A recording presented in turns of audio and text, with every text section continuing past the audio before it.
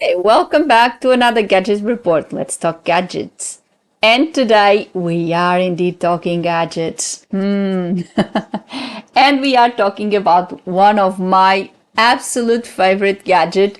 And I know that it is one of those that is loved by people like me, by people who love aviation. Today I'm going to make a little comparison between our lovely Queen of the Skies, our Boeing 747, and the Airbus A380. So which one wins our hearts, or which one wins in specifications? I took the information from Boeing and Airbus. This is purely my commentary, and according to the information I got from Boeing, I need to do a little disclaimer here.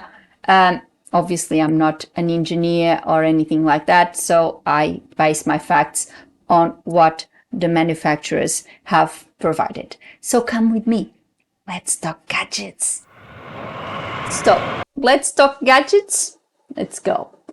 And I decided to do this because I know that today, of course, there is a lot of people that love the 380.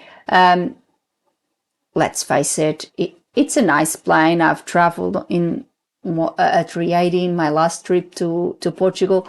It's a good aircraft. I loved it. I enjoyed the trip in that aircraft. So by no means I'm not here to slam Airbus or slam the A380 because I enjoyed it. I think I have also mentioned that I have a little model of a A380 that was given to me by a good friend and fellow aviation lover in Portugal. I have a Qantas A380 in my bedroom in Portugal.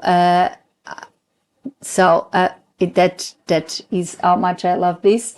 And it's quite funny that this last time I went back, it was the very first time I traveled in that same aircraft. And I could say that I have experienced it in reality. So it was really cool. So now let's see. I'm going to make a comparison in terms of the main specifications of these two aircraft with information provided by Boeing and Airbus. I will leave the links below so you can also have a look of what actually of all the information I gathered for this video. And I'm gonna start with the A380. So the A380 came as a revolution in aviation. What Airbus wanted with this aircraft was to set it as the new Queen of the Skies, as the replacement for the 747. Did they achieve that? It's still not sure, but for most aviation lovers, and I'm gonna try to leave my obvious bias apart from this, I don't think it did. And on this video, we are going to see why I do believe it didn't. However, it's not all doom and gloom for the A380. It was a good aircraft. It brought a lot of good things. And in reality, it did achieve that revolution, so to speak, because it came with new technologies, with new things that obviously then began to be implemented in other aircraft that led to obviously a more efficient, etc., etc. So let's see what I've got for the A380. So according to Airbus, the aircraft has a length of 72.7 meters, height of 24.1 meter, its passenger capacity is 853 passengers at really maximum, but it's usually less depending on each airline's configuration. It might be less.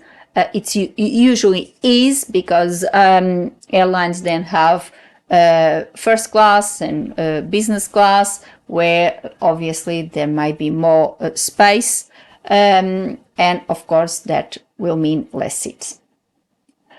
Now, as I said, this aircraft came with the idea of revolutionize aviation, and I think in some aspects it did. It was quieter, it had more capacity, slightly more capacity, as we are going to see, on the Boeing. It had more capacity, and of course, for airlines was the golden goose, mean money, and that's that profitability that airlines want. Well, wow, more capacity, slightly bigger range. This is going to be good because we might do longer trips, more passengers in, etc., etc. Did it work that way? Let's see. But it didn't really solve the problems. Did it really come and really solve all the problems that aviation may have had back then? Let's see. Will it stand the test of time like the 747 did? Well, it didn't. Unfortunately, that didn't quite happen because, as we know, some A380s have already been retired. We know that, and I have spoken about this, Qantas, I believe, has retired at least one of the 380s, and other airlines are thinking about the same thing. According to Airbus as well, and my previous video as well, that report, the orders for this aircraft have stopped altogether, and Airbus is not producing them, so it didn't really test the time, because airlines now are going for other options, and again, for Boeing with the 787 Dreamliner, and for example, other options with Airbus that may do the job and not be as demanding as the 380. So it's an expensive aircraft, and obviously that is a factor. And of course, the aircraft is now in decline in terms of its usage by airlines.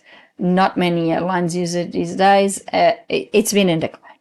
Now, let's go to our queen. So the queen of the skies, and I have, for this video, I took it from the 747-8, which is where you get most of the information with Boeing these days. Obviously, the other aircraft have been retired and they don't have information anymore. For this aircraft, the length is 76.3 meters, so slightly above the 380. However, we know that the 747 doesn't have a full double deck because it has that little, that line, that swan line, that it's beautiful. And we don't want it to change. It has 19.4 meters of height, so slightly lower than the 380, and the maximum capacity would be 410 passengers, so slightly below. The range is 13,650 kilometers, whilst the A380 was 15,000 kilometers. So the range, it's really slightly below. The capacity, yes, it's significantly less. All the other specifications are really not very different or relevant for that matter. its lines were gracious. We know, we love it. Without a doubt, one of the most beautiful planes in the skies. And I know, and you know, I'm 100% biased on this. But really, if we look in terms of design and lines, the 747 and the Concorde would win for that, because the lines and the design of these two aircraft were just beautiful. Beautiful. Both of them gone, unfortunately. It was noisy. Yes, we know that. The 747, our Queen, was noisy, and that may have been one of her setbacks. Also, the fuel efficiency at the time, etc. Of course, if for aviation lovers like myself, hearing her roar was something that you would be thrilled about. The reality is it's not good. That the noise that it made, it was considered obviously noise pollution. It was too loud, and for most people, even for aviation lovers, we have to agree, it was a little bit on the noisy side. So now my conclusion, and this is based on all the information I gathered, and I've got this graphic that I found in Boeing comparing. So Boeing did a little bit of the same job I'm doing in this video. So we can see, so I'm gonna put the photo, the little graphic, maybe around here. And we can see that where the 380 wins is definitely in capacity. It's obvious. All other factors is just slightly above the 747. However, Boeing claims that the 747-8 is more fuel efficient than the 747-400 and even the A380, as you can see by the graphic. The graphic shows that it's 16% more efficient than the 747-400, that is the 747-8, and 13% more efficient than the A380. The A380 was also known to be more silent than other planes. However, in the same fact sheet that Boeing has provided, Boeing claims that the 747-8 has noise reduction technology that also improves its noise pollution emissions, as every other bird. So, in reality, really, my first questions, did the 380 pass the test of time? I don't think it did. What do I think was one of the factors? Well, I think, in my view, and this is my 100% personal opinion, not even based on these graphics or information from Boeing or Airbus, I think one of the reasons was definitely the pandemic. It was a very difficult time for aviation, as you know, and when airlines make an investment in aircraft, then they need to get that return. And that is obviously given by the operations and the tickets that they sell. Shortly after, almost a decade after it was released, the 380 was hit with a pandemic, and everything went to the ground. So that jeopardized massively the profitability of the aircraft and the profitability of the operations. Then Boeing and other aircraft were released with maybe better specifications, more profitability, less costs involved, less maintenance, etc., etc. And of course, the airlines started looking for other options. I believe one of the options that really are being a success these days is definitely the Dreamliner. A lot of airlines are buying the Dreamliner, and I think that will be the case for some time. In regards to the 380, obviously we'll still see her flying for some time, but the 747 was or flew for decades, more than 4 decades, and the 380 almost didn't even reach 20 years or 10. So it's still flying, of course, but production has been stopped. So it tells me it did not pass that test of time, and it might be a group of factors that obviously led to this, and I think the pandemic was one of them. Another factor obviously was the costs associated with the operations of the A380. It was a rather expensive aircraft.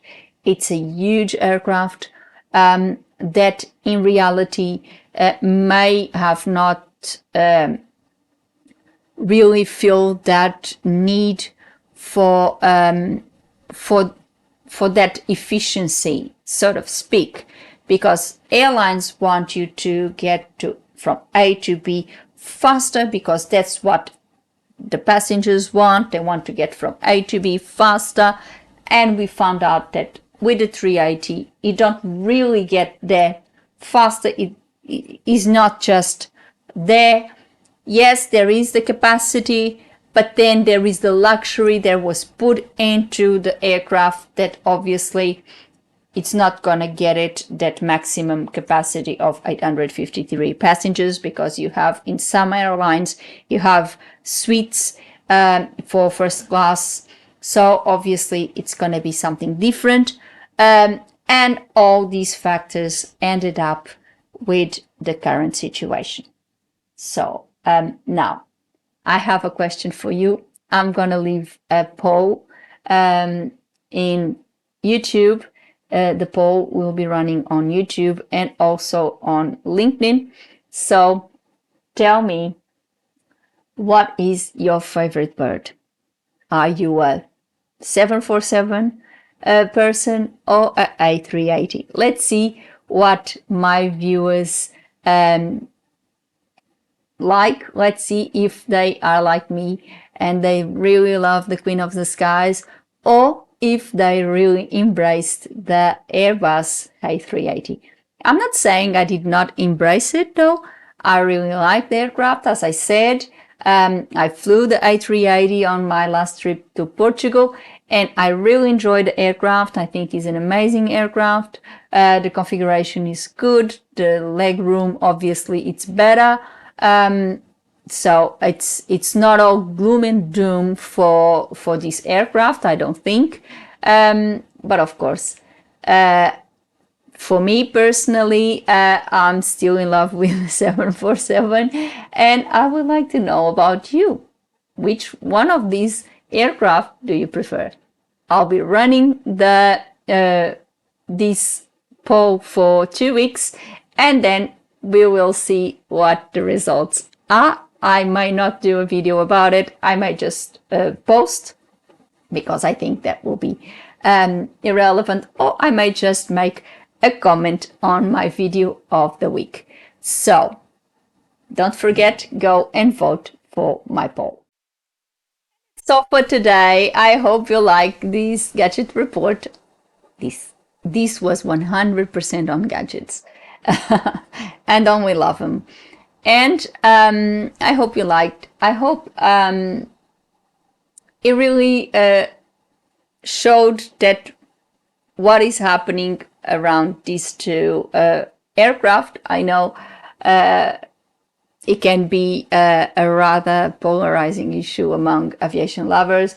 Some are really, really, really pro A380. Others are really in love with the 747. I don't think it really needs to be that way. We can really see the beauty in both of them. We don't really need to be so polarizing about it. Of course, if you really flew a 747 like I did so many times, you can't forget. You can't forget. And one of the things that obviously was one of the negatives about the 747, which was that raw, for an aviation lover, is something that you cannot forget. You can really not forget when you get to the runway and the full four engines in full blast for taking off, and you just hear that roar, is something that, if you love aviation like I do, you are not going to forget. It's something that it stays with you forever. My experience with the 380, yeah, it is good. It is good taking off on a 380. It is good. The speed is there.